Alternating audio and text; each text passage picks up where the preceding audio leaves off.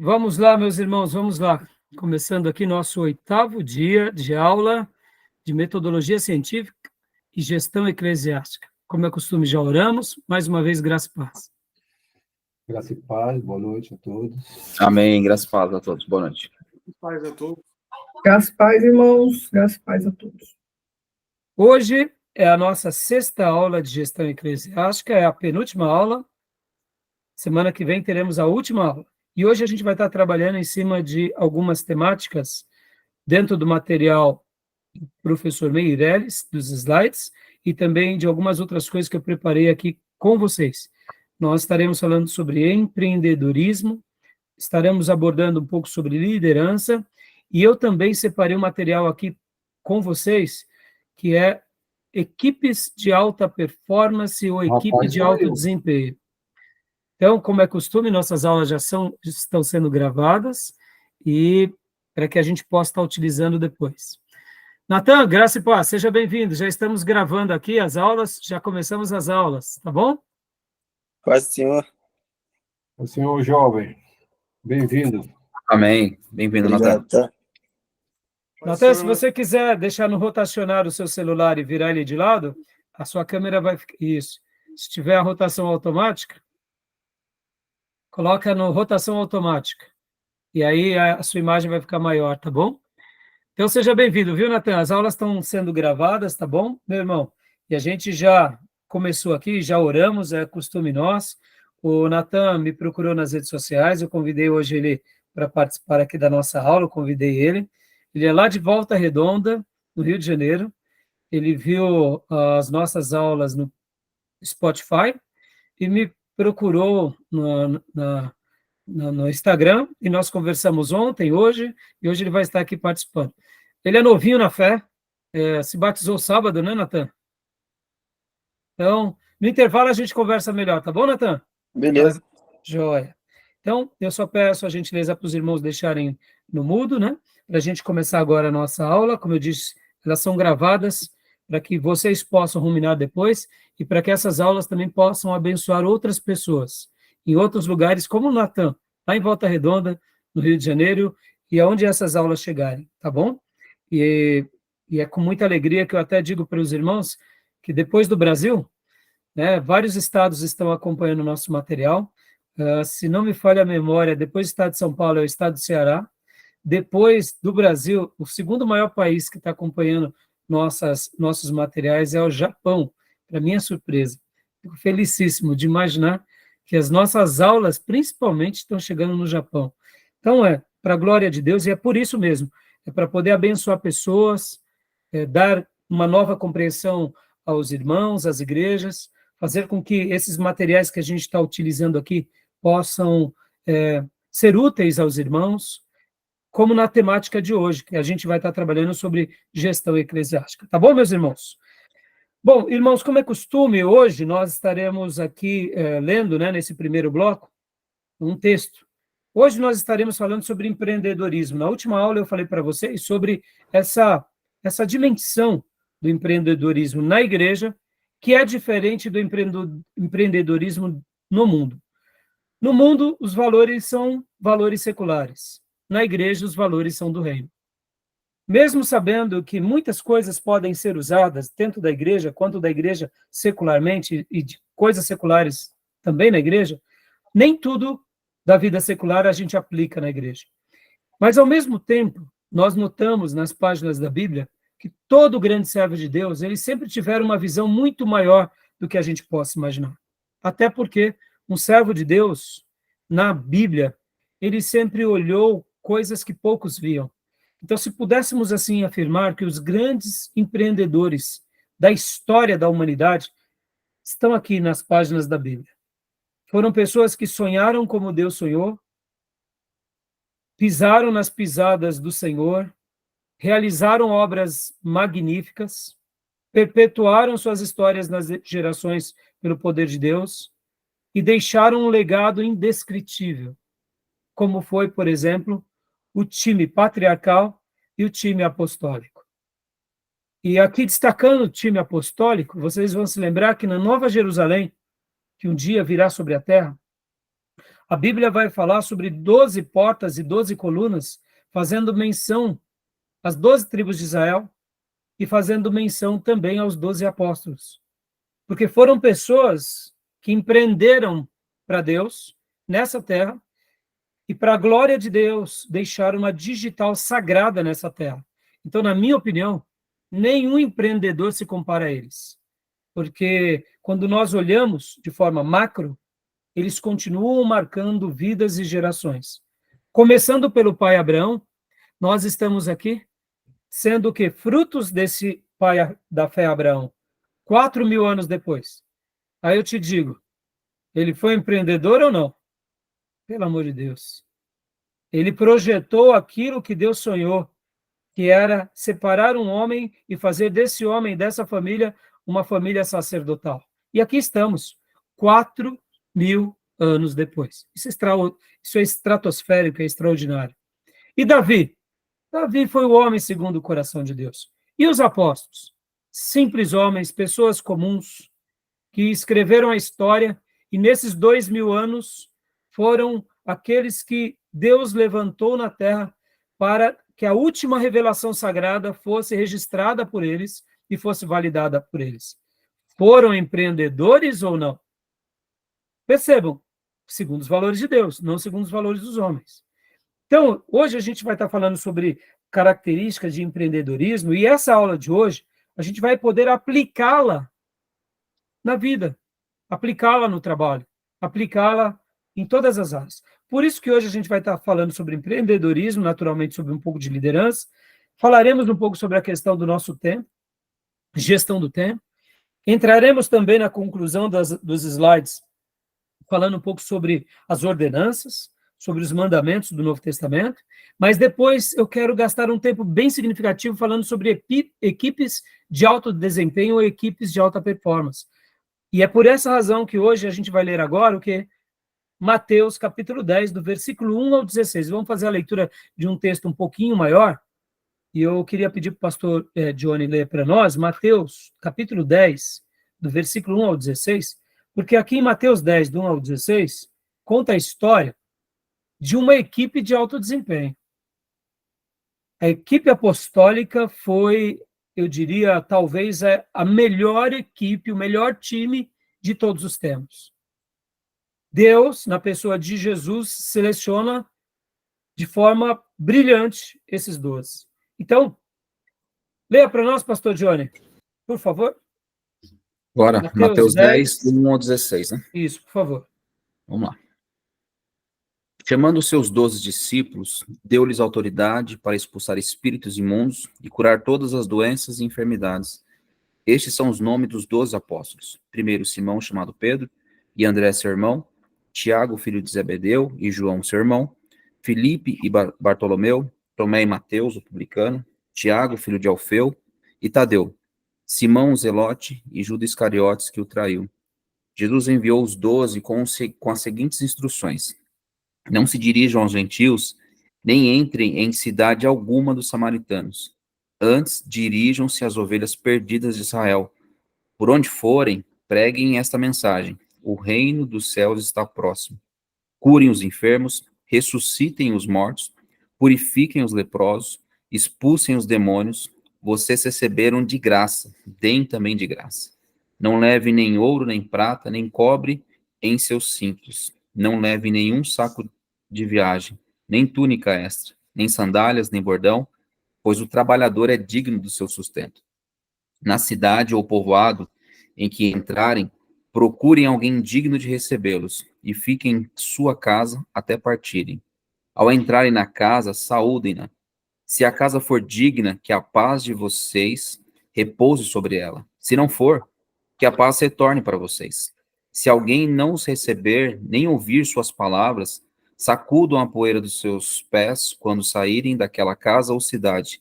Eu digo a verdade, no dia do juízo haverá menos rigor para Sodoma e Gomorra do que para aquela cidade. Eu os estou enviando como ovelhas no meio de lobos. Portanto, sejam astutos como as serpentes e sem malícia como as pombas. Amém. Obrigado, pastor. Amém. Esse é um texto muito conhecido e eu amo essa expressão aqui, dessa separação, né? Jesus chama 12 para estar com ele, para estar próximo a ele. E ele comissiona esses 12, em primeiro lugar, ao seu próprio povo, dá instruções, garante que eles serão veículos de paz, serão bênção, mas ao mesmo tempo diz para eles que podem ser que eles tenham rejeição, mas já os prepara para que eles fiquem tranquilos sobre isso. E também ele conclui dizendo, olha, eu estou enviando vocês como ovelhas entre os lobos, mas sejam astutos como as serpentes e manso como as pombas. Em outras palavras, a comissão desses 12 foi extraordinária, nós conhecemos a história, e por conhecermos a história, sabemos que os 12 apóstolos e mais Paulo, ou seja, o colegiado apostólico, foram talvez as pessoas, depois do nascimento de Jesus e depois da pessoa de Jesus, as pessoas mais ilustres que já existiram nessa terra. Dessa forma, irmãos, então eu quero destacar aqui que Jesus, ele é o grande líder de todos os tempos, o maior líder que já existiu e que existirá. E se pudéssemos dizer a obra de redenção de Jesus é o maior empreendimento que existe no universo, porque ele nos restaura ao projeto inicial que Deus um dia nos criou. E, naturalmente, aqueles que participam desse projeto estão fazendo uma coisa, eu diria, como disse Paulo, quando ele menciona sobre o episcopado, quando ele fala lá em Timóteo, que quem deseja o episcopado, excelente obra almeja. Eu poderia parafrasear Paulo dizendo que quem participa desse projeto, desse empreendedorismo, que é a expansão do reino de Deus na Terra, deseja e participa de uma excelente obra, porque é o reino de Deus entre nós. Tá bom, meus irmãos? Então eu deixo essa breve meditação. A gente vai estar falando já, quando eu for falar sobre equipe de alto desempenho e equipe de alta performance, eu quero destacar mais esse texto, tá bom? Joia. Gil, seja bem-vindo, Gil. Graça e paz, meu irmão. Graça e paz, pastor. Graça e paz a todos. Amém. Qual o texto que o senhor leu, pastor? Mateus 10, do 1 em diante. Mateus 10, beleza. Isso, tá bom? Poderia ser chamado de... Eu queria falar, Júnior, você levantou a mão, né, Júnior? Poderia ser chamado de empreendedorismo espiritual ou humanitário, esse texto que você leu? Então, eu estou parafraseando o título, Júnior, por uma questão didática só. Né? Nós sabemos que o empreendedorismo tem a ver com esse lado mais nosso, da nossa sociedade, né? De ser um visionário nos negócios. Mas eu quis usar como meio didático essa palavra para vislumbrar desde Abraão e, Jesus, e depois de forma especial em Jesus, que eles também foram esses empreendedores divinos, né? Ou seja, foram empreendedores espirituais. Eles estabeleceram ou expandiram o governo de Deus na Terra, né? É claro, é uma questão de vocação, mas ao mesmo tempo, como nós já aprendemos, inclusive aqui, que ao mesmo tempo que Deus faz as suas eleições, e isso é algo que parte de Deus, tem o lado do quê? Do ser humano, tem o nosso lado, que a gente se permite participar, que a gente se permite contribuir. Então, tem esse lado muito lindo também, né? Então... Seletivo, né? Porque o empreendedorismo também humano, ele é seletivo. Sim. Mas, assim, o que eu quis mesmo foi de uma forma, eu diria, mais didática, tá, Júnior? Até mesmo porque, como eu disse, essa é uma pauta que chama os olhos de muitas pessoas. E quando nós falamos até essa linguagem para aqueles que, vamos supor, né, estão dentro de uma igreja, porque, vamos lá, irmãos, o que muitas pessoas pensam? Que ir para a igreja é simplesmente ouvir uma palavra de Deus, pedir o perdão, pedir ajuda espiritual e acabou. Eles não têm uma noção mais ampla de que dentro da igreja os valores de Deus vão ajudá-lo, inclusive nos seus negócios. Agora, os valores de Deus, a palavra de Deus, a orientação de Deus, vai ser norteadora com relação às questões eternas. vai ser algo muito maior do que qualquer um pensa ou imagina. No entanto, o projeto de Deus não é para essa vida. Mas nós não podemos descartar que tudo aquilo que acontece de tão grandioso que é o reino de Deus, que é manifesto pela Bíblia, que a gente aprende nas Escrituras, vivendo uma vida de igreja, que quando a gente pega essas verdades espirituais e aplica nos negócios, a gente acaba também tendo êxito. Podem ver que como a nossa vida ela é ressignificada a partir das Escrituras. Então, ao usar esse termo aqui, eu fiz questão e estou explorando, porque podem ver, irmãos, hoje as pessoas, né, graças a Deus, eu diria, a gente está passando por um momento transformacional. As pessoas hoje elas não querem mais ser funcionários, elas querem ter a sua empresa. Talvez muitos irmãos até questionem esse meu pensamento ou esse meu elogio. Mas, irmãos, eu só vou dar um dado, só um dado, tá? Os judeus, ao longo desses 4.000 anos, logo depois de Abraão, tem a história né? Tem a história dos hebreus, depois vem a história de Israel, depois vem a história dos judeus. Tá. Depois vem a história do cristianismo, mas os judeus estão no mundo até hoje. Os judeus são bons nos negócios ou não são bons nos negócios? Sim, claro. Judeus, geralmente, eles são funcionários ou eles são comerciantes? Na sua grande maioria, já notaram? Se algum judeu ele trabalha para alguém tendo em vista mais cedo ou mais tarde praticar o quê? Eu vou querer ser o quê? Um empresário, ou eu vou ser um comerciante, eu vou ter o meu negócio. Isso não é só judeu, viu, irmãos? Podem ver que quando a gente pega aí povos até árabes, ou os mesmos turcos, podem ver, eles têm o comércio deles, eles têm a loja deles. O que essas civilizações nos ensinam? Que ter o seu próprio negócio te dá liberdade. E essa liberdade ela é boa, ela deve ser usufruída. Então, percebam que nas histórias mundiais, quando uma pessoa ela não depende do outro, isso é muito interessante. Só para vocês terem uma ideia, hoje, eu gosto, vocês sabem disso, eu acompanho muito o mercado financeiro. E hoje o ouro bateu recorde histórico de novo. Aí eu te pergunto, por quê? Segundo algumas informações, lá na China, como eles estão tendo um problema financeiro lá na China, com relação às suas economias, está tendo uma crise imobiliária, o chinês lá não é que nem aqui no Brasil, que ele pode pegar a poupança dele e comprar ações. A liberdade na China não é como a nossa, é totalmente diferente. Então, o que acontece na China? Muitos chineses, eles compravam uma segunda casa, para poder alugar, para poder ter uma renda extra. Só que com as crises imobiliárias que eles estão passando, então está tendo muito problema. Então, o que os chineses também estão fazendo? Eles também estão comprando ouro, como uma maneira do quê? De garantir o quê? Uma poupança diante de uma crise. Geralmente, o ouro, aqui dando até um dado histórico para vocês, o ouro é uma moeda que, em dias de confusão geopolítica, todo mundo começa a investir em ouro. Então, por isso que o ouro, nesses últimos meses, teve um aumento assim absurdo, casa de 20%, 30% em poucos meses. Por quê? Porque a gente está vivendo ou não um momento geopolítico complicado pela guerra da Rússia e da Ucrânia, depois pelo problema que está tendo lá em Israel e na Palestina, e agora o Irã dizendo que a qualquer momento vai atacar Israel. Ou seja, as pessoas no mundo começam a ficar com medo, e quando as pessoas estão com medo, o que elas fazem? Parte das suas economias elas colocam em ouro. Por quê? Porque, irmãos, ouro, se de repente a pessoa está com uma dificuldade, ele pega a sua sacolinha de moeda ou de joia e foge. Ele tem ali como existir e sobreviver. Interessante, não?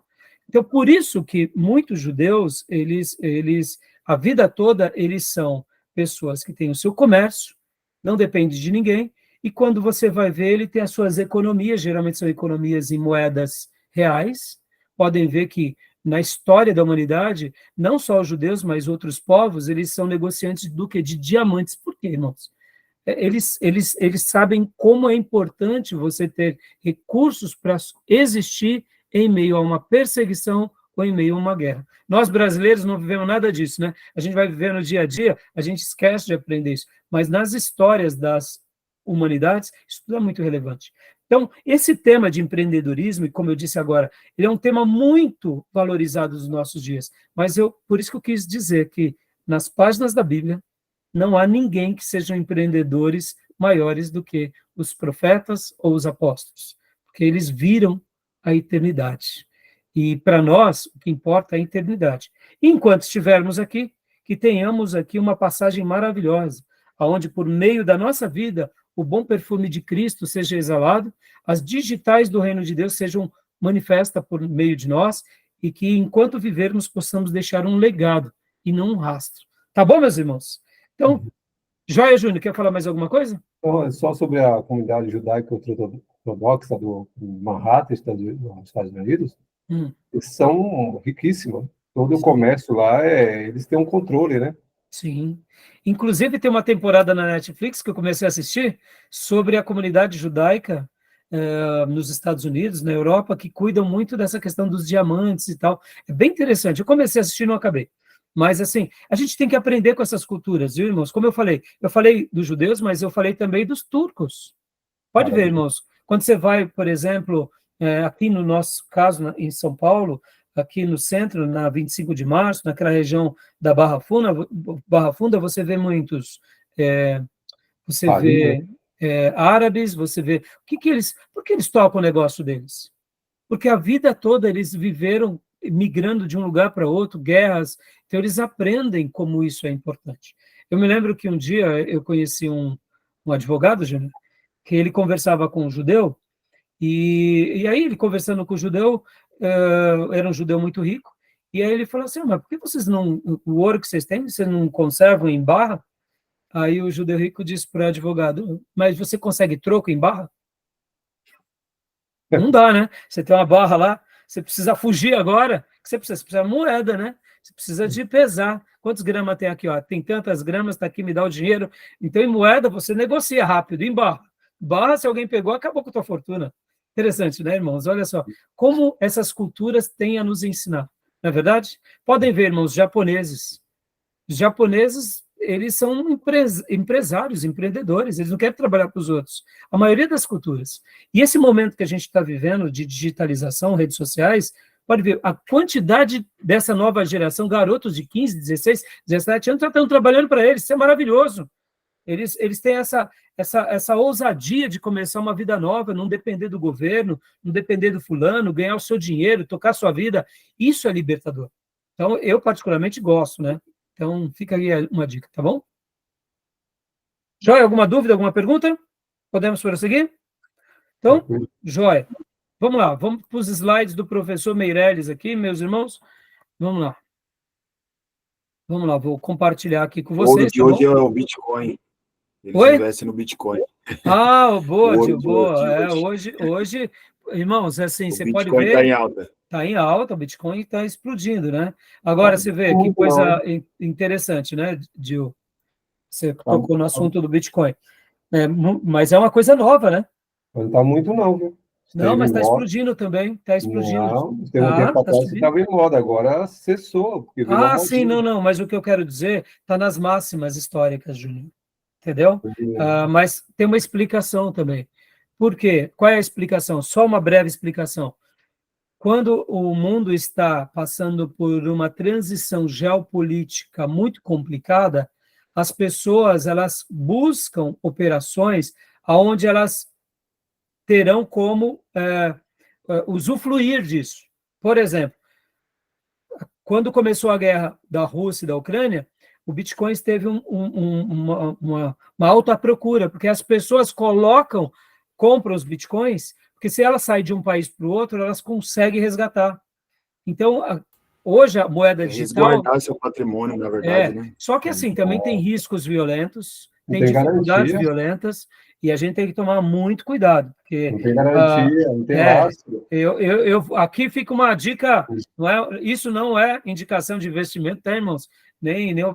Mas fica uma dica, eu sou mais seguir o caminho dos judeus, viu? E dos turcos, comprar ali uma graninha de prata, né? Ouro, um anelzinho, né? Do que comprar essas moedinhas digital aí, porque... É mais conservador, né? Eu sou mais conservador, eu prefiro o que é mais seguro, tá bom? Vamos lá, O líder empreendedor. Gil, leia para nós o líder empreendedor. Ó, administração pastoral, liderança e empreendedorismo. Então, o líder empreendedor. Leia para nós, Gil, esse texto, por gentileza. Ok. 1 Samuel 18:14. Davi lograva bom êxito em todos os seus empreendimentos, pois o Senhor era com ele. Joia. Definições iniciais. Por favor, Gil. Definições iniciais. Empreendedor, que empreende, prática, tenta, executa, ativo, arrojado, decidido. Deixa eu dar uma pausa aqui.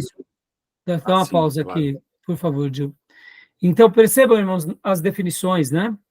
Que aquele que empreende, ele tem práticas, ele executa, ele tem uma iniciativa, ele é ativo, ele é arrojado, ele é decidido. Quando eu fiz uma defesa há pouco sobre essa nova geração, que é uma geração empreendedora, não estou falando que a velha geração, que a minha geração, por exemplo, ela foi covarde. O mundo era outro. Hoje nós temos mais oportunidades. Hoje é diferente. Antigamente você não tinha tantas oportunidades, você não tinha o advento da tecnologia. Hoje um garoto, quando ele toca bem e ele, porventura, ele é criativo, ou ele até é engraçado, ele começa a fazer algumas gravações, quando vai ver, ele já está ganhando, só por brincadeira, ele já está sendo monetizado. Logo, ele vê uma janela se abrindo. Há muitos anos atrás, isso não era possível. Então, a cada momento na nossa história, temos as pessoas que são os valentes, são os corajosos, e a gente não pode menosprezar aquilo que os nossos pais fizeram, o que nós fizemos, e colocar com mérito e demérito. Eu estou dizendo assim, que essa nova geração, que ela olha para o governo, que ela olha para as instituições públicas e diz, não, eu não posso esperar por elas. Eu tenho que construir a minha vida, construir a minha história. Isso é muito positivo, isso é muito libertador. Então, o empreendedor é essa pessoa que ela nasce ou ela se desenvolve para isso. Agora, irmãos, antes de mais nada, nem todo mundo vai ser empreendedor, assim como nem todo mundo vai ser artista, assim como nem todo mundo... Existem pessoas que elas querem uma tranquilidade de poder ter um trabalho, um CLT, ou, quem sabe, prestar um concurso e ir lá, fazer o seu trabalho, porque ela, no sábado e no domingo, ela tem outros objetivos. Então, não existe motivação certa ou errada. O que existe são escolhas. Mas o empreendedor, ele tem essa característica de ser uma pessoa mais ativa, mais arrojada e até mais decidida. Leia para nós, Gil, agora, empreendedorismo, por favor. Empreendedorismo. É um comportamento e não um traço de personalidade. Logo, ninguém nasce empreendedor. Isso, pode As continuar. características estão dentro de nós. Exato. Ninguém é um garoto, não, ele vai desenvolvendo, uns querem, outros não. Por exemplo, irmãos, quando o meu ex-emprego, né, vocês sabem que desde 2009 eu tenho dado tempo integral, mas no meu emprego que eu tinha, era muito exaustivo. Então, o que acontece? Muitos colegas nossos, quando desligavam os telefones, nós não queríamos saber mais de nada, porque ele era muito exaustante. E essa exaustão fez com que vários colegas sofressem, inclusive, com problemas, por exemplo, esse problema que hoje nós vemos com muita recorrência, né? Burnout. Antes nem existia, mas a síndrome do pânico, ela começou a ser estudada lá no nosso ambiente de trabalho, para vocês terem uma ideia. Ali, a síndrome do pânico foi o laboratório dessa, vamos dizer assim, dessa nova doença emocional. Era comum muitos colegas nossos passarem por isso, terem sido afastados do mercado de trabalho, e até hoje alguns sofrem como uma sequela daquele momento de exaustão. Então, percebam, você acha que, por exemplo, quando você chega para uma pessoa que teve, né, as suas conquistas, e de repente você vai conversar com ela e ela diz, não, não quero mais saber de nada. quero mais saber de nada. Eu lembro de um diretor que ele era uma pessoa muito arrojada, e depois de ter fechado uma meta lá do banco, ele disse assim, não quero mais saber. Eu quero agora viver a minha vida, eu quero seguir meu novo ritmo, mas você vai deixar a empresa, você vai deixar o banco, você vai deixar... Vou, porque ele não aguentava mais. Dá para a gente imaginar isso? Dá, porque deu limite de exaustão daquela pessoa. Então, ninguém nasce empreendedor, as características estão dentro de nós. Alguns afloram, se encontram nesse novo horizonte, outros não. Outros não gostam de viver nessa dimensão. Então, por isso que eu digo para vocês que não olhe com desdém, porque alguns são empreendedores, outros são catedráticos, e outros têm um outro comportamento, têm uma outra história de vida.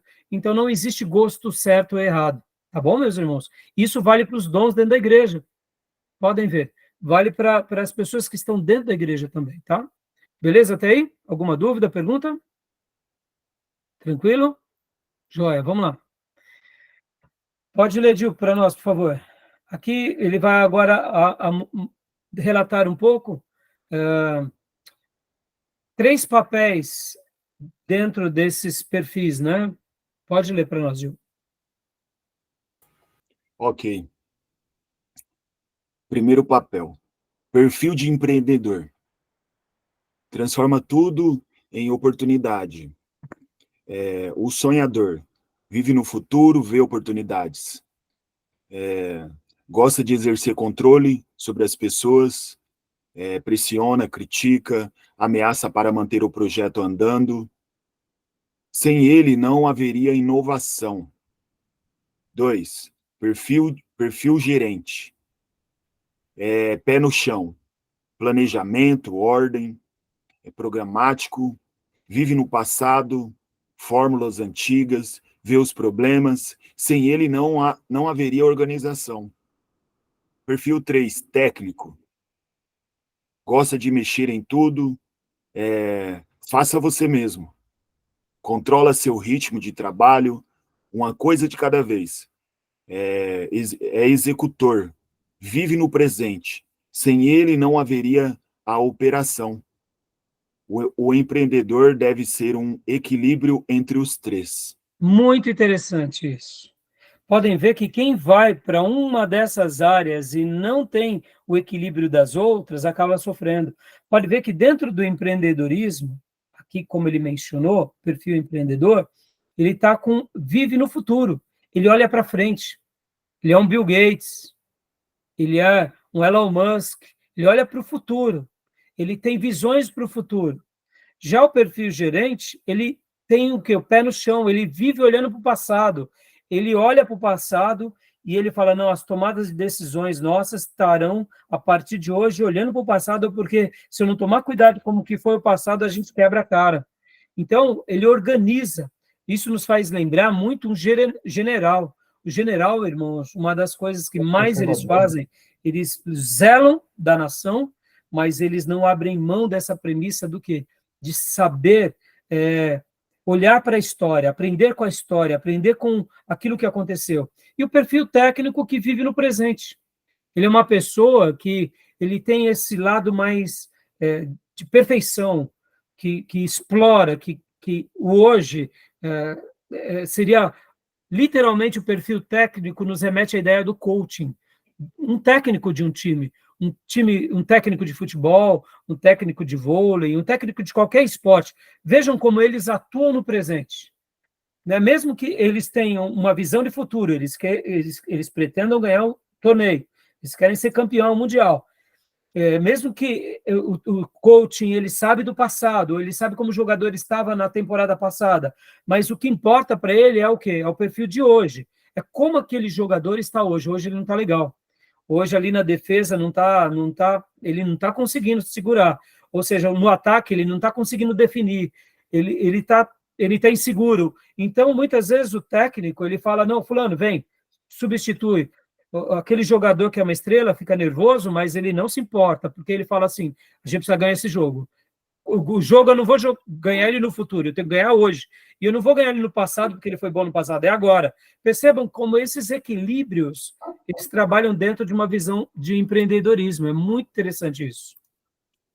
Pode falar, Júnior. Não, o 2 aí é mais ortodoxo, né? Mais conservador.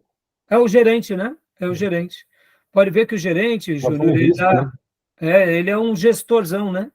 Ele é aquele que, vamos lá, né? Vamos seguir aqui a regra, vamos seguir os métodos. Então, percebam, irmãos, aqui falando agora, né, para nós, vamos aplicar tudo isso dentro da igreja, irmãos.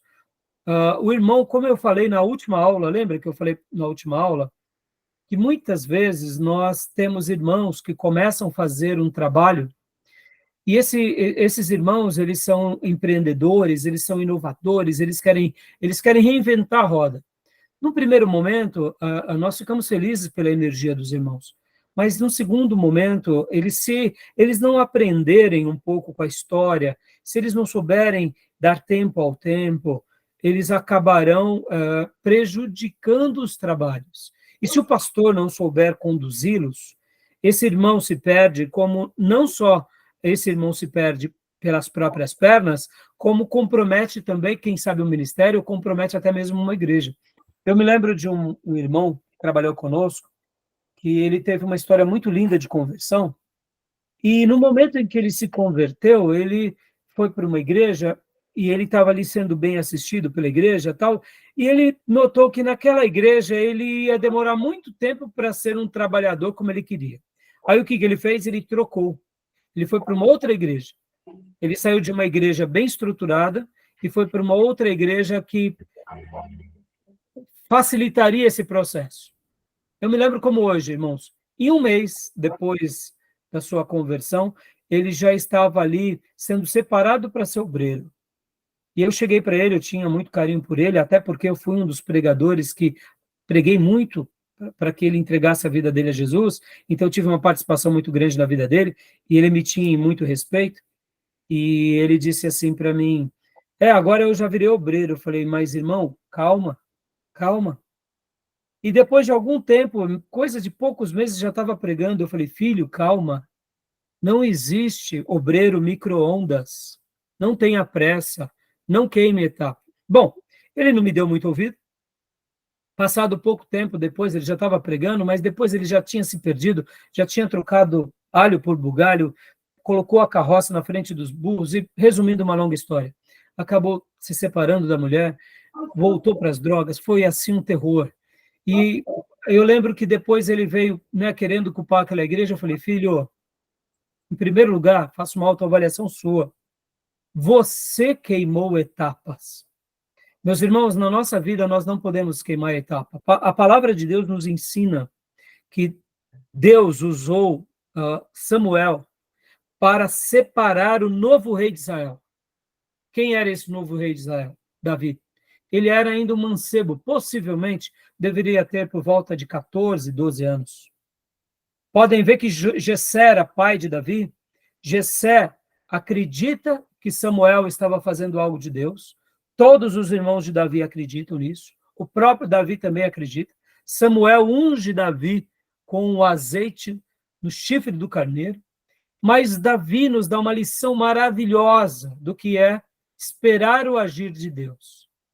Porque pouco tempo depois, ele vai levar comida aos seus irmãos, tem aquele episódio de Golias, ele vê aquele incircunciso se levantar contra o povo de Deus e principalmente contra o Deus de Israel, luta contra Golias, vence Golias, passa a ser agora escudeiro de Saul.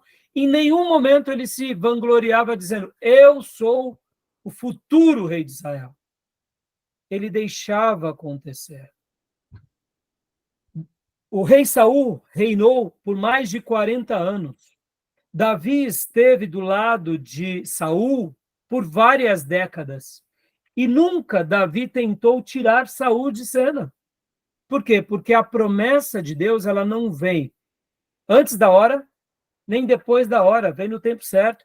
Deus realiza no tempo certo. Nós que somos ansiosos e nós que somos morosos.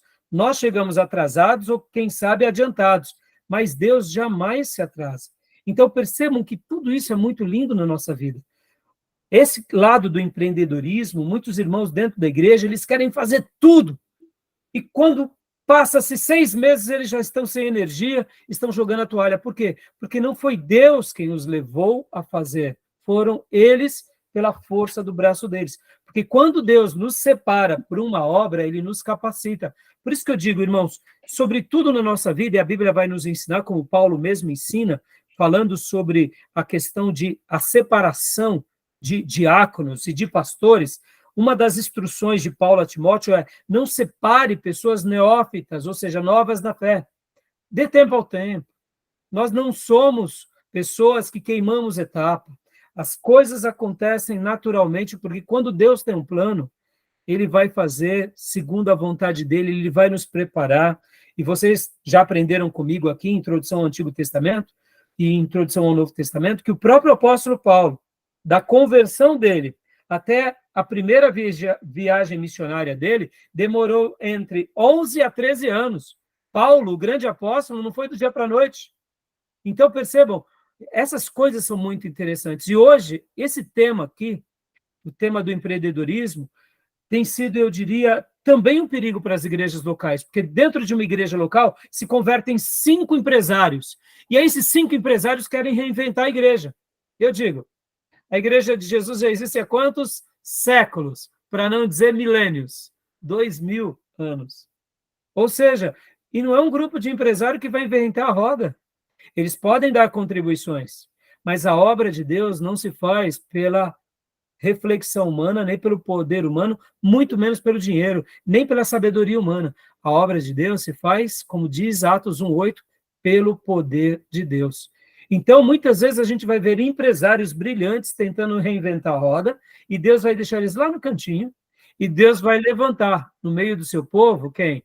Deus vai levantar, muitas vezes, um pedreiro, Deus vai levantar um operário, uma irmãzinha aposentada, e vai usar ela na igreja para ganhar multidões, porque a obra de Deus não tem a ver com as nossas capacidades humanas. É por isso que Paulo fala que Deus, ele faz coisas surpreendentes, e ele levanta as pessoas muitas vezes incapacitadas para fazer algo, porque não tem nada a ver com os valores dessa vida. Essa matéria é uma matéria que a gente tem que aprender e desaprender. A gente tem que apreciar com ela, porque ela tem coisas a nos ensinar, mas, ao mesmo tempo, a gente tem que desaprender. Porque muitas vezes a gente acha que é a capacidade humana quem vai dar êxito divino, e não é.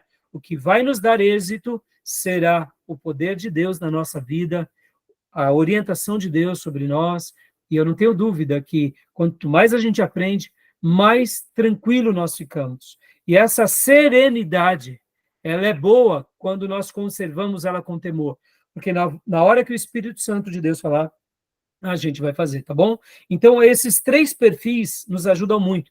A gente vai criando equilíbrio entre nós, tá bom? Wesley, você levantou a mão, pode falar, filho, pode perguntar.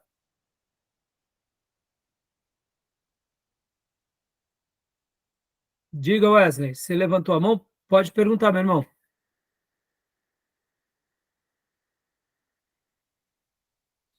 Pastor, foi sem querer, tá? Ah, foi? Então tá bom, beleza. Eu passei para poder tirar o negócio aqui, aí apertou. Ah, maravilha.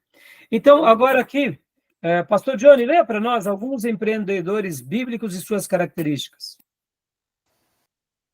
Agora, Noé, lavrador, embriagou-se com o vinho, Gênesis 9, do 20 ao 21, mas considerado justo, Gênesis 6, do 8 ao 9. Abraão pode ter sido um construtor de ídolos, obediente, tinha fé, Gênesis 12, do 1 ao 4. Jacó, usurpador, Gênesis 25, do 29 ao 33. Gênesis 27, do 18 ao 19. Perseverante, Gênesis 31, do 6 ao 7. Moisés matou um egípcio, Êxodo 2, do 11 ao 12. Não era empreendedor, Êxodo 4, do 10 ao 13. Líder, Êxodo 18, 13 ao 16. Intercessor, Gênesis 32, do 11 ao 14. Deus não vê só o exterior, ele ausculta o coração. Então, aqui na realidade, o professor Meirelles, ele estava dizendo o seguinte: Só fazendo uma citação, ele está usando, irmãos, como eu disse também, didaticamente esse termo, só para ilustrar, né, que Noé, ele tinha essa característica de ser o quê? Um lavrador, ele era um agricultor. Assim como Abraão, possivelmente, se deduz, segundo alguns teólogos, que ele tinha uma fábrica de ídolos. Alguns vão dizer isso. Jacó, um usurpador, eu sei que é o termo forte, mas era o que ele era. Ele era um aproveitador, ele era aquele oportunista que não perdia nada, mas ele tinha uma visão. O próprio Moisés também, ele acaba matando o egípcio, sim, mas você vê que fora desse delito que ele comete, ele foi educado em toda a ciência do Egito. Então, são pessoas, assim como Davi. Davi era um cuidador do rebanho de seus pais. A gente vê que Neemias, ele era um copeiro do rei. A gente nota que sempre, muitos servos de Deus, eles têm uma tarefa, eles têm uma profissão, eles têm uma visão sobre algo, né? Então, o pastor só quis pegar aqui alguns exemplos para mostrar, né, que existem pessoas que eles são ativos, como, por exemplo, Gideão. Gideão estava malhando trigo, era um trabalhador, mas ele não ficava perdendo tempo, e Deus separa ele para uma obra. Guardem isso, irmãos. Deus nunca separa para a sua obra vagabundos. Ele sempre separa alguém já dedicado. Pedro, Tiago, João e André eram o quê? Pescadores, trabalhadores, e Deus os separa para uma outra obra, para se transformarem em pescadores de homens. Mateus era um cobrador de impostos, ou seja, né, nós temos até entre os apóstolos um que é zelote, ou seja, era um revolucionário. Deus nunca pega vagabundos. Essa ideia, né, que muitas pessoas têm, eu vou montar uma igreja porque eu vou ganhar dinheiro. Meus irmãos, se é uma pessoa que se converteu de fato, ele está equivocado, porque se há um lugar na vida que a gente trabalha e trabalha muito é dentro da igreja. E igrejas sérias não te prometem você se tornar rico. Igrejas sérias te prometem, sim, você ser um veículo de Deus e ter significado na sua vida. Essa ideia de que eu vou montar uma igreja e vou ganhar dinheiro, isso, infelizmente, nasce desses movimentos que nós chamamos de neopentecostal, onde as pessoas usam a igreja para seus benefícios próprios. Isso tem nada a ver com o pastorado e nada a ver com uma igreja saudável. É claro que muitos pastores acabam pastoreando igrejas prósperas, igrejas ricas, e naturalmente vão ter uma vida melhor, porque é o meio pelo qual eles convivem. Eu conheço pastores que ganham praticamente um salário mínimo, e já conheci pastores que moravam em condomínio. Por quê? O que ganha o salário mínimo, pastoreia uma igreja na favela, numa igreja num bairro pobre, e é o que ele ganha ali uma oferta da igreja e ele está muito feliz. E o que mora num condomínio é porque pastoreia ricos. Então, a própria igreja acha por bem de também dar uma boa moradia ao pastor. E eu não vejo isso com mérito e demérito. O irmão que pastoreia lá na favela, ele é menor, é pior do que o que pastoreia lá num bairro nobre. Não, é vocações. Nem todo mundo vai conseguir falar entre os ricos e nem todo mundo vai falar entre os pobres. São linguagens próprias. Podem ver, meus irmãos, tem pessoas que Deus tira da pobreza para a riqueza, mas eles sabem se comunicar com pobres, enquanto tem outros que têm uma linguagem mais erudita, são estilos, são pessoas das mais variáveis. Então, assim, eu não consigo.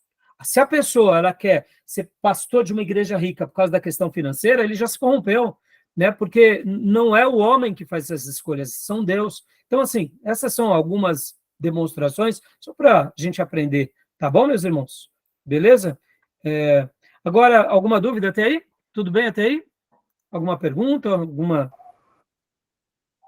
Não? Tranquilo? Tranquilo. Joia. Vamos seguir mais um pouco? Já está quase dando a hora, né, Júnior? Já deu, já. Quanto que deu aí no seu... Já. Começou às 20 horas, né? Então, vamos lá um pouquinho os slides, que eu gosto de, por volta de 55 minutos, aí a gente para, Okay. tá? Vamos lá. Agora aqui. Júnior, lê para nós, por gentileza. Olha só, agora o pastor Meirelles, nesses slides que ele nos passou, ele vai falar sobre a diferença entre o empreendedor secular e o líder empreendedor cristão. Ou seja, é diferente, irmãos. Lembra que na última aula eu falei muito sobre isso? No mercado de trabalho, para você ser o diretor de um banco, você não precisa buscar consagração. Basta você ter resultado e ganhar dinheiro. Para você ser o CEO de uma multinacional, vamos pegar aí uma empresa, né, de renome, você não precisa fazer jejuns. Basta você alcançar os seus resultados. Já numa igreja, você precisa jejuar, você precisa se consagrar, ou seja, os valores de Deus são diferentes dos valores seculares. O empreendedorismo de Deus tem os valores na Bíblia, e o empreendedorismo da vida tem os valores dessa sociedade. Se um pastor na igreja ele não cuida bem da sua família, ele já está, de fato, sendo desqualificado na sua vocação. Agora, na empresa, não. Na empresa, o técnico de futebol, o dono do time, se ele não cuida bem da sua família, é uma coisa da vida dele. Não tem nada a ver com o trabalho dele. Aquilo vai respingar no trabalho? Vai dar fofoca? Vai. Mas ele não vai deixar de ser menos valorizado por isso. Estão entendendo? Os valores do empreendedorismo cristão são diferentes do empreendedorismo secular. Os valores da liderança cristã são diferentes dos valores da liderança secular. Dentro de uma igreja, nós temos que amar a todos, inclusive os inimigos. Nas empresas, você não precisa falar declarações de amor ao peão que pisa no seu calo, ao gerente que te persegue e quer te prejudicar. São coisas diferentes. Agora, como cristãos, nós levamos os valores de Cristo em todo lugar. É por isso que eu gosto da seguinte afirmação: eu não sou um engenheiro cristão, eu sou um cristão engenheiro. Eu não sou um advogado cristão, eu sou um cristão advogado. Eu não sou um profissional liberal cristão, eu sou um cristão profissional liberal. Cristianismo vai à frente. Então, o verdadeiro cristão, ele vai ter esses valores na igreja e fora. Por isso que eu disse que todos os valores do reino de Deus nós aplicamos na vida, mas nem todos os valores da vida nós aplicamos no reino de Deus, tá bom? Então, Júnior, lê para nós agora essas diferenças que existem entre ambos, por favor. Primeira, disposição para assumir risco, confiante. Isso é o secular. Cristão, consulta a Deus antes e recebe seu aval para continuar. Josué 1:9, né? Josué 1:9. Isso, olha só. Tudo bem até aí, meus irmãos? Né? No mundo secular, você assume riscos. Você tem confiança, você tem controle. Na vida cristã, você consulta a Deus antes de ir para os riscos. Por quê? Porque Deus pode dizer sim, Deus pode dizer não, Deus pode dizer espera. Ou seja, tomadas de decisões totalmente diferentes. 2, Júnior, pode ler para nós? Sim. Tem iniciativa no secular, tem iniciativa, ser líder e saber comunicar-se. Cristão, a liderança só é completa quando o Senhor está com você nas decisões. Identificador secular, identificador de oportunidades, antecipa-se às crises. Cristão, o Senhor mostra o que vai ocorrer no longo prazo. Né? E aqui o professor Meirelles até coloca alguns slides para nos mostrar esses casos, né? Como Josué 1, do versículo 9, Josué 1, do 10 ao 17, e Gênesis 41, 47, 49, o caso de José do Egito, né? Ou seja, Deus mostrando que na vida de um filho de Deus é diferente. Tudo bem até aí?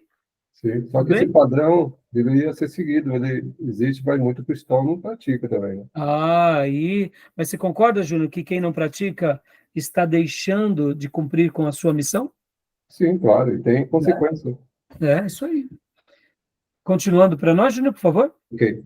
O secular possui aptidões empresariais para prosperar. Cristão, o Senhor nos usa para prosperar sua obra. Gênesis 39, 2. O secular, autoconhecimento. Cristão, não há ninguém exatamente igual a você. E Deus o conhece por completo. Salmo 109, 13, Romanos 12, 3 a 8. O secular, sabe delegar. O cristão, o Senhor direciona no momento de delegar. Êxodo 18, 21, 22 e Números 11, 16 a 17. Ou seja, percebam que muitas vezes nós usamos esse padrão humano dentro da igreja. A gente tem o autoconhecimento, logo fazemos. Mas não quer dizer isso. Nós sabemos delegar e a gente passa para os irmãos. Mas a gente orou para passar para o irmão? Percebam, irmãos, que o empreendedorismo na igreja é diferente. É debaixo de oração, é debaixo de clamor, é debaixo de jejum. Como eu falei, irmãos, né, como eu citei há pouco sobre aquele irmão que eu falei para vocês lá do meu amigo, depois que ele naufragou, depois que ele trocou alho por bugalho, ele veio, ele falava, ai, ele me chamava de Rai. Ai, puxa vida, por que eu fui fazer? Aí eu falei, irmão, aí a gente não falou por mal, irmão. Porque o que acontece, irmão, só para vocês terem uma ideia, em questões de 1 ano, ele já era o pregador oficial da igreja. E eu me lembro bem, sabe como ele fazia para pregar? Ele literalmente copiava os pregadores. Ele fazia uma cópia de todas as mensagens. E aí ele ia para o púlpito e pregava. Mas ele tinha uma mente tão aguçada que ele conseguia pregar uma mensagem de 40 minutos, literalmente copiando um grande pregador. Só que nada disso era fruto do quê? Da vida dele. E quando ele acabava de pregar, os irmãos abraçavam ele e falavam, como você pregou bem? E ele não dava nem a fonte, ou seja, ele estava indo para a vanglória. Inevitavelmente, o que a Bíblia fala se cumpre, porque aquele que se exalta, Deus abate, mas aquele que se humilha, Deus exalta. Né? Então, irmãos, não tem como. As experiências no ministério não são iguais a experiências na vida. Na vida, você pode até ser um pouco arrogante, a vida vai te ensinar, mas na igreja, quando nós somos arrogantes, a gente arruma um pleito contra Deus. Por isso que ele, o Senhor, abate o soberbo. Não é o pastor que abate o soberbo, é Deus. Então, muitas vezes, Deus dá um dom para uma pessoa, e aqui eu cito mais uma vez Davi. Podem ver, meus irmãos, por que Davi era um homem segundo o coração de Deus? Davi não queimou etapa, irmãos. Davi esperou algumas décadas para assumir o reino. E quando ele assume o reino em Hebrom. Vocês vão lembrar que um dos filhos de Saul fica ainda como detentor do reino em 10 tribos. Logo depois de um tempo, Davi, então, consegue o reino de todo Israel. Davi não se vangloriava, porque ele sabia que o ser rei não veio dele, veio de Deus. E mesmo assim, ele não queimava etapas quando Saul perseguia. Então, por isso que eu digo e enfatizo para vocês, o empreendedorismo na igreja não tem nada a ver com o empreendedorismo secular. Na igreja, a gente está debaixo de oração. Na igreja, a gente está debaixo da palavra. Muitas vezes o Espírito Santo vai dizer para nós algo como, não faça, não coloque. Você está enxergando algo, mas ainda não é o tempo. Deus é conhecedor de todas as coisas. Por isso que o exercício do ministério ele é totalmente diferente do exercício de uma gestão do mercado de trabalho. Por isso que pastorear e trabalhar numa igreja local são as coisas mais difíceis dessa vida. E nós precisamos de um nível de consagração muito elevado, tá bom? Último ponto, Júnior, para nós aqui, terminarmos. Secular, vê oportunidades enquanto os outros enxergam problemas. O cristão confia no Senhor e transforma problemas em oportunidades. Números 13, 31 a 33 e números 14, de 6 a 9. Depois vocês podem ler esses textos, tá bom, irmão? Nós não leremos aqui por causa da questão do tempo. Né? E aqui tem essa frase do Davi Cohen. Pode ler para nós, Júnior? Davi Cohen. O nome até é judeu, né? Uma geração... judeu, sim. É judeu. Judeu. Uma geração de escravos não seria capaz de criar uma nação livre. Ou seja, quem nasceu com a mentalidade de escravo, quando tem a oportunidade de se tornar livre, continua escravo, porque ele não tem essa visão de liberdade. Mas quem tem uma visão de liberdade, ou seja, de olhar além, ninguém o escraviza. Por isso que essa questão de você ter essa visão, eu diria, um pouco mais ampla, isso vai nos beneficiar na vida e na igreja e fora da igreja. Pode ver, nós olhamos para o céu. Nós não olhamos para essa terra. Essa terra é a parte pela qual as digitais do reino de Deus serão colocadas aqui para que nós desfrutemos ou ora nós participemos dessa construção das digitais do reino de Deus entre nós. Mas nós não estamos olhando para cá. E se prosperarmos, ótimo. E se por acaso não prosperarmos, nós estamos indo rumo a Canaã celestial. Como já dizia o clássico hino, caminhando eu vou para Canaã. Se você não vai, não impeça a mim. Lembram? Né? Então é isso. Tá bom, meus irmãos? Essa Vamos dar frase uma aí, pausa. Hã? Pode falar, essa Júnior. frase aí, eu acredito que, interpretando ela, ele quis dizer que a própria escravidão do povo lá não foi por habilidade própria, não foi capacidade própria, foi por Deus, do Egito. Ah, tá. Sim, bem colocado. Também. Deus permitiu, mas pode ver que eles ansiaram a libertação, né, Júnior? Sim. Né?